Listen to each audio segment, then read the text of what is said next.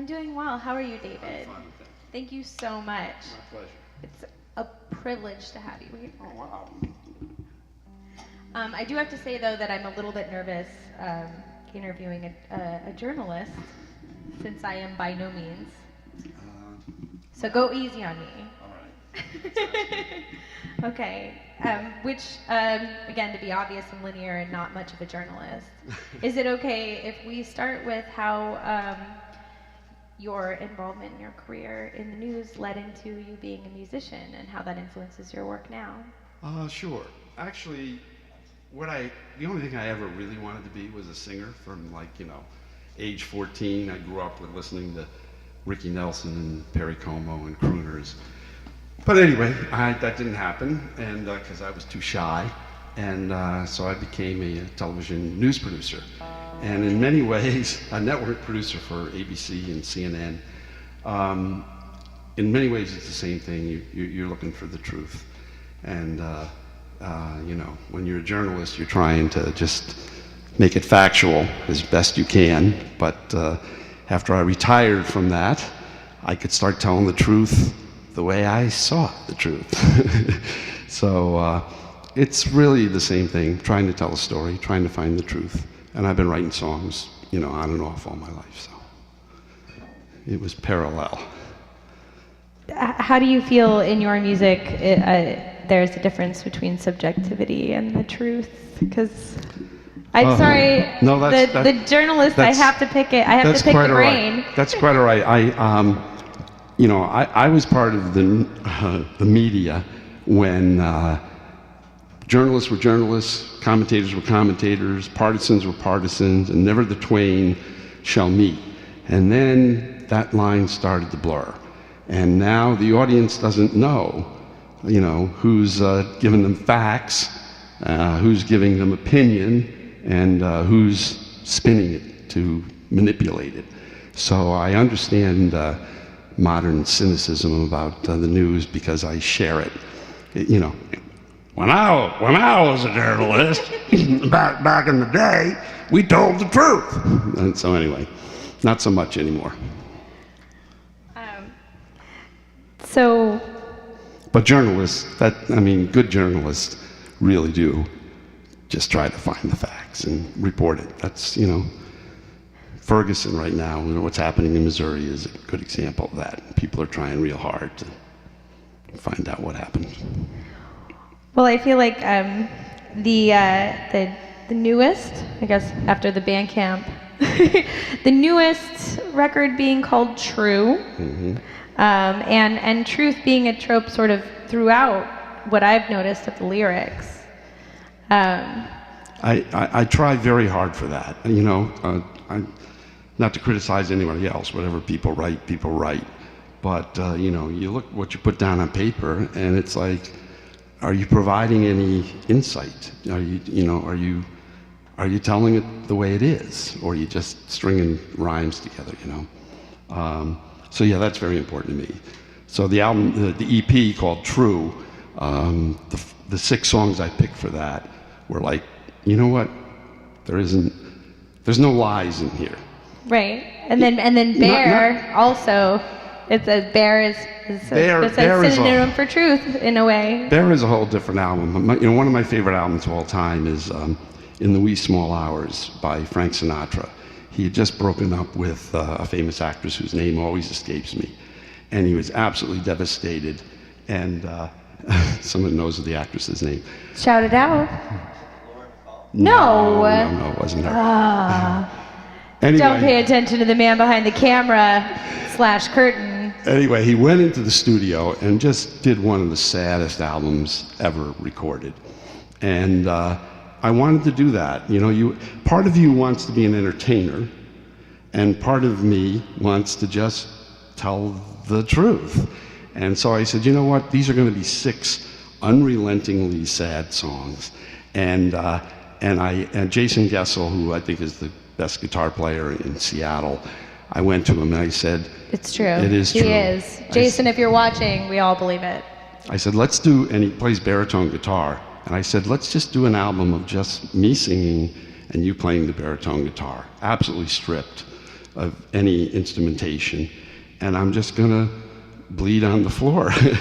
And so we did that. He brought in Steve Norman, who is a wonderful pedal steel player, and yeah, I'm proud of the album, but yeah, it is sad. Well, it is. I really like what you said about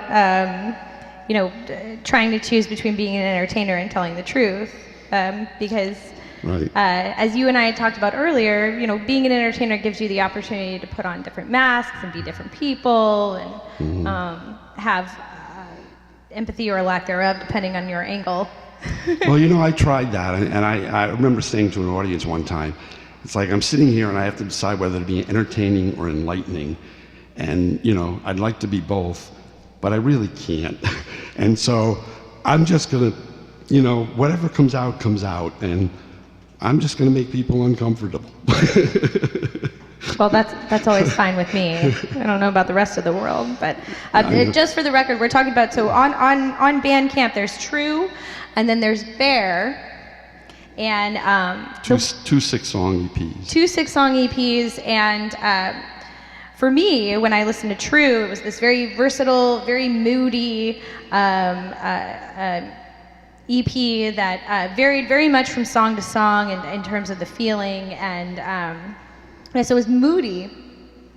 Excuse me. And Bear, on the other hand, was consistently sort of melancholy and dark and stark, as the word Bear would give you. And so it was interesting to me because we were sort of joking about how Bandcamp makes you choose these release dates, and then when I saw it, it looked like they were released in the same month, and I thought, how could he possibly have done this? No, unfortunately, you have to manipulate your release dates to put things in highlighted order on Bandcamp.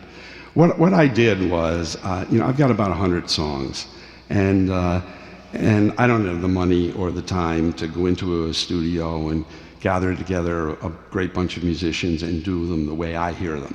So I went out. So if anyone out there does have that, yeah, let me know.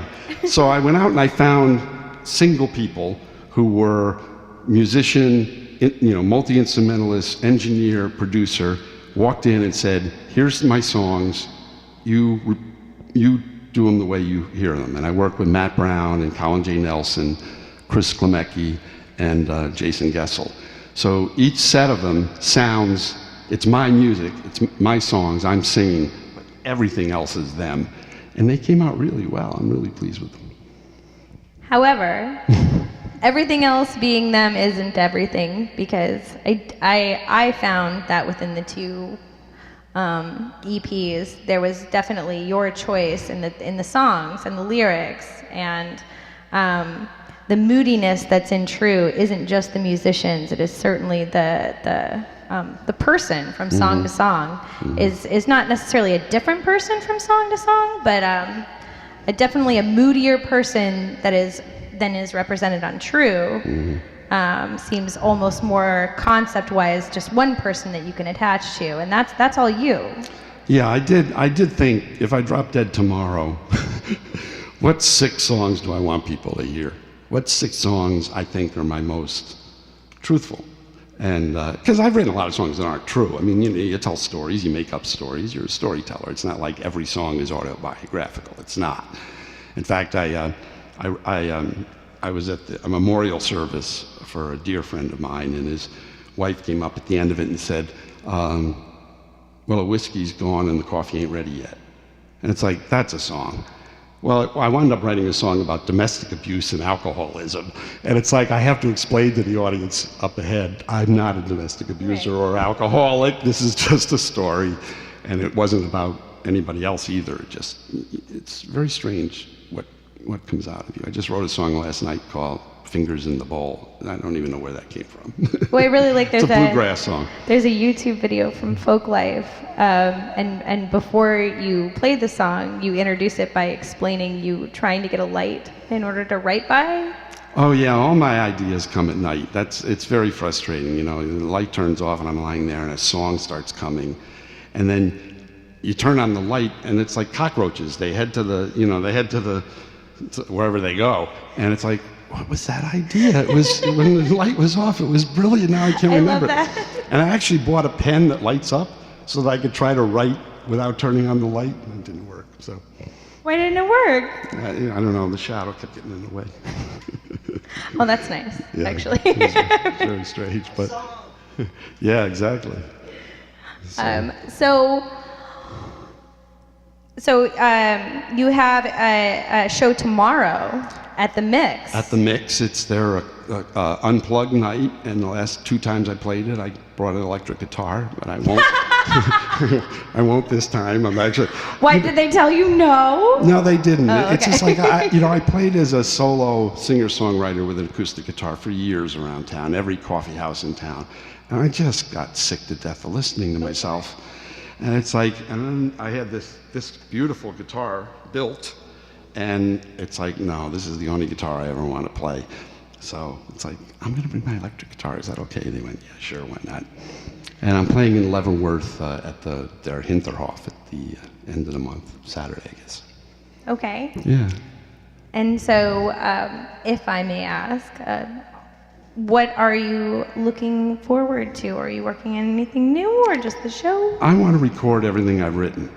Well, that seems to be a lot, it sounds like. Yeah, but that's my goal. But you get torn because you want to go out and perform, and then you concentrate on that, and then you realize a couple months have gone by and you haven't written anything or recorded anything. So that's what I want to try to concentrate on. But I still like going out and playing because I'm a ham. Well, please continue to be a ham, and please continue to go out and play, especially if it's anything like what we've seen. Thank you. Everybody should go to the Mix tomorrow if they're not doing anything that important. I'll tell you one quick story. The first time I used to write songs and nobody ever heard them, and I was living in Washington, D.C., and for the first time ever I played in front of people, a place called the Singer Studio, and you'd hear a pin drop, and everybody said nice things to me. And I thought, wow, this is great. I went back the next month, everybody was talking, nobody paid any attention. I took the guitar, I put it in its case, and I didn't open it for 10 years. So rejection is like, oh, yeah, nobody wants to hear this. So I'm glad I opened it finally. We're really glad you did too. Well, thank you. So David Guilbault is on Bandcamp. And that, I'm going to spell it for you because that probably is necessary. Guilbault. That's it. On the Bandcamp. And you can find True and Bear and all kinds of other beautiful songs. And you should be at the Mix tomorrow. Absolutely, if at all humanly possible. 6 p.m. 6 p.m. in Georgetown. There you go. Do you know, so it's an acoustic night. Do you know who you're playing with? Tobias the Owl, Abby Grace, and Paul Muir. I'm not sure. I think it is Muir. Yeah. Okay. So thank you so much, and we'll be right back. thank you for being on Plastic Jet Airline, Oh, David. pleasure. Thanks for having me.